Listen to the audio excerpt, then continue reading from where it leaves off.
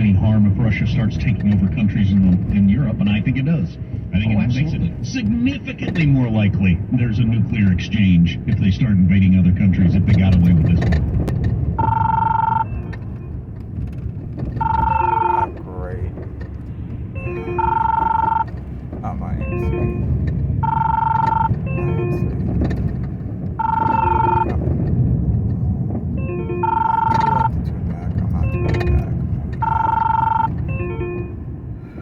Thomas Sowell, who said, Mark Twain or Lincoln, there are no solutions, only trade-offs. Right. So, yeah. Since you brought up China, I suppose I could mention this here. Washington Post had an opinion piece. If the United States can spy on, from Max Boot, if the United States can spy on China, why can't China spy on the United States? Max Boot is a GD communist. Sorry, folks. I get fired up about that piece of garbage. Our friend Tim Sandifer responded with the answer to the stupid question in this headline. Attaboy, Tim. Is that there's a difference between a democracy and a bloodthirsty totalitarian communist dictatorship that no liberal false equivalency can conceal, which is part of it. And also, look how broad-minded I am. I give equal time to a country with democratic institutions and individual freedom and a country that enslaves and murders its own people. See how objective and smart I am? That's some excellent snark. Highest level.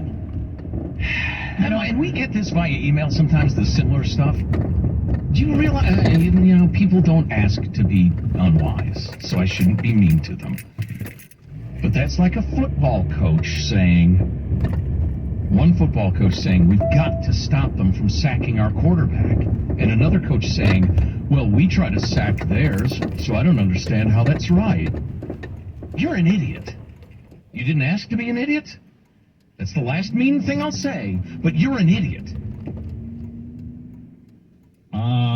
Just in the lunchroom getting some coffee. Getting some Life Boost coffee. Easy on the stomach. And they were doing the headline, Bud Light no longer America's top-selling beer. Right. And they mentioned that Modelo is now the top-selling beer, and they spent all their time on about how Americans have decided they like Mexican beers better. I don't think that's what did it. Have you been following the whole story with Bud Light and how they've been losing market share like 25% a week? I mean, just dramatic, never-seen-before drops in people drinking their beer. But I guess it's because we've all just decided we like Mexican beer more than we did 6 months ago. I guess that's... Wow. Was that the article from the Wall Street Journal, or you were watching TV? I was watching the TV. I don't read, I watch the TV. Yeah, I got here's the Wall Street Journal. I'll just hit you with the opening. See, here you go. Bud Light loses title as top-selling U.S. beer. Modelo Especial overtook the brand as the top-selling U.S. beer in May, punctuating a months-long boycott of Bud Light that has reshuffled the beer industry. Plainly true. Right. Boy, journalism is terrible. Or it's not journalism anymore. How much advocacy writing? It depends on your health. I don't know. You don't look good. My eating, my exercise, all kinds of different things. No, you got 3.5 here. Okay, cool. Maybe I'll hit this because I thought this was really good since you mentioned the Wall Street Journal. Bill Galston writing a column, and it's around the... a lot of people are talking about the structural good news we've got around our U.S. economy. So why is Joe Biden polling it like, what are the numbers, low 30s, high 20s on the economy? I mean, just really like historically low numbers on the economy for Joe Biden. And this guy in the Wall Street Journal writes, if the labor market is so strong and the overall situation is improving, why are voters so discontented about the economy and giving Mr. Biden such low marks for his economic management? Which is a really good question. For most voters, the negative effects of inflation outweigh all the other economic improvements. This guy writes, my wife and I have an above-average income, but we suffer sticker shock every time we go to the grocery store, and we've made some changes in our purchases. That's what I've been saying, too. Not just the grocery store, everything. Go to a restaurant, fill up with gas, get a hotel room, fly on a plane, buy a concert ticket, you name it. Every single item. It's like, what? Every single thing I buy. Huh?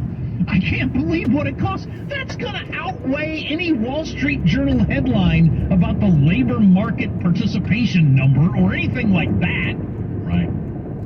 As the theme continues, you've said many times the worst, dopiest journalism is economic journalism. Read The Myth of the Rational Voter. It's a terrific book. But anyway, here we have the confusion over the economy, whatever that is, versus the economic experience of American families. Globalization was fabulous for quote-unquote the economy.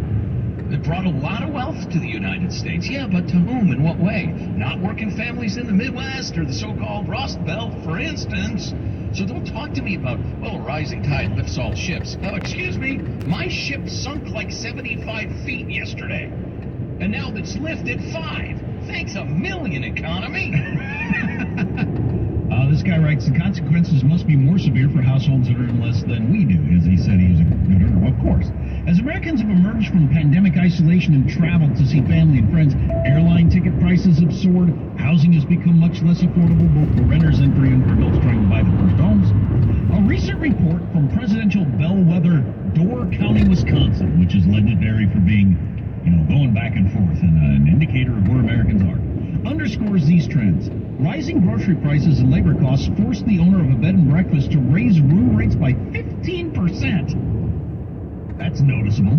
A contractor's wife, who is Hispanic, complains that the price she pays for a gallon of milk has doubled and that she can afford less and less. Although she initially welcomed Mr. Biden as less racist than his predecessor, she now thinks things were better under Trump. Yeah, that's why Joe Biden's at like 30% on the economy. It's everybody's every single day experience of buying anything. Yeah, agreed. How's that going to play out over time? That ain't going to end anytime soon either. Good stuff next hour, including a gay conservative writing a piece entitled The Queers versus the Homosexuals. Okay. Provocative. Also, the argument over dudes whooping up on girls in women's sports continues. Right, as we all agree, it is only fair to allow that to happen. Well, apparently we don't all agree, according to an actual poll. So we do 4 hours of this show every single day. You should grab the podcast if you miss one. Armstrong and Getty on demand. Armstrong and Getty.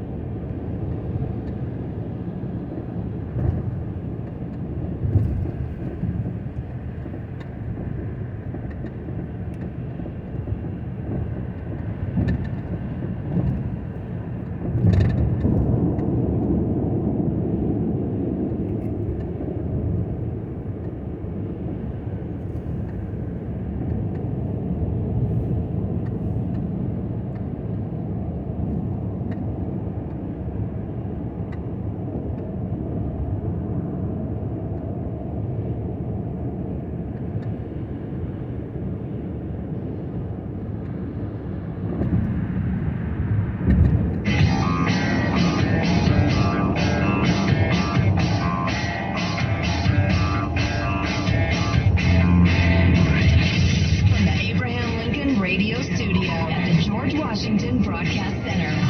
Jack Armstrong and Joe Getty. Armstrong and Getty Show. What would the president say to parents out there who have daughters, let's say from high school, for example, who are worried that their daughter may have to compete against a male, a person born male, and then again there could be directly physical and athletic competition and worried about their daughter's safety? What you're alluding to is basically saying that transgender kids are dangerous. That is dangerous. That is a dangerous thing to say. That essentially transgender kids we're talking about are dangerous. Because I don't want my 14-year-old daughter to have to see a penis in the locker room? Or get the hell beat out of her, or just beaten out of a medal, or a state record, or the chance to go to the regional meet. That you're saying trans people, these are children, are dangerous. The message is that they're dangerous and that trans people are dangerous. Yeah, there's a reason you repeated the same phrase 3 times, because that's all you got. Riley Gaines, the former collegiate women's swimmer who's been hot to trot for making sure men aren't allowed to participate and compete in women's sports, said, and this is a great point, the message this sends to all women is that our safety doesn't matter, nor does our privacy, our fairness, our equal opportunities, or our dignity. The misogyny is slapping us across the face. And it hadn't really occurred to me till I read that statement from Riley Gaines that these are men coming into women's sports and saying, shut up, we're participating, or we're competing, and we're going to beat you. And you ladies need to shut the hell up. That is misogyny. Yeah, I know. I don't understand this story. Where are the feminists on this? I don't get it. Well, everybody's scared because the media is in total conformity on this. It would be easy to be led to believe, wow, I don't know if I like this the direction everything's going with trans, but clearly everybody else is in agreement. There must be something wrong with me. Or simply, I'm afraid to say anything. Right, and so the latest poll from Gallup, the headline from Axios reporting on the Gallup poll around this was, Americans now less supportive of trans athletes playing on Team of Choice. So the numbers are going the right direction as people become more aware of this. It is now a minority of 26% of Americans that endorse transgender athletes being allowed to play on teams that match, whatever their identity is at the time. Wow. 26%. And I would bet that of that 26%, a pretty large chunk is only answering that way because, like I said, they're kind of feeling cowed into, well, I guess everybody's okay with this, and I've heard that you're a hater if you don't agree. They don't actually agree, they just think, man, I heard that you're a bad person if you say this seems crazy. Right, or they've heard the critical theory arguments and they think, yeah, I guess that kind of makes sense to me. I tell you what, give me 5 minutes with them, and I'm not talking about I'm going to beat them up. I'm talking about I'll just explain to them what they're getting wrong and show them a picture, for instance, of Leah Thomas towering like a man among girls over the swimmers he competed against. Some of the paragraphs around the story from Axios are kind of interesting. The big picture. The debate regarding trans athletes' participation in sports is largely viewed around competitive fairness rather than transgender civil rights, per Gallup. Yeah? Well, of course. Yeah, of course. Title IX was specifically so women could have sports for women. I thought this was kind of interesting. The number is only slightly higher. In fact, it might even be within the margin of error for people who know a transgender person, favoring allowing athletes to play on teams. So I find this to be quite a bit different, because that was a big movement in the whole gay marriage thing. As it became more okay to be out and proud and be gay, and more people then knew more gay people, there were way more people, and then at some point everybody knew somebody was gay. That I remember the polling on this. I mean, it coordinated very, very closely with, if you knew somebody was gay, oh yeah, he or she's a perfectly normal person, and I like them and everything like that. Yeah, they ought to be able to get married. The support for gay marriage just went up as more people knew more gay people. But it doesn't seem to move on the whole trans issue. If you know a trans person, you're really no more likely to think that biological males should be able to go dominate girls' sports, which I find interesting. I do know at least one trans person, and I'm very fond of them. Without getting into details or my opinions on what they're going through, hasn't altered my opinion in the least. It's self-evident that biological males who've undergone male puberty, especially, cannot possibly fairly compete against women. It's idiotic. The idea that it's even an open question is ludicrous, and as you point out, it's barely a quarter of Americans. And again, I could sway half of those people in 5 minutes who believe this. I think if you had the whole country in a room and you told this quarter, you realize there's only 26% of you believe this. Everybody else doesn't think it's okay. I think a whole bunch of them would switch to the other side. Like the way they do the Iowa caucuses. I think a whole bunch of them would say, oh, really? That many people? Okay, well, yeah, I actually believe that too. I was just afraid that nobody else did. You know what? Old Simple Jack, they call you.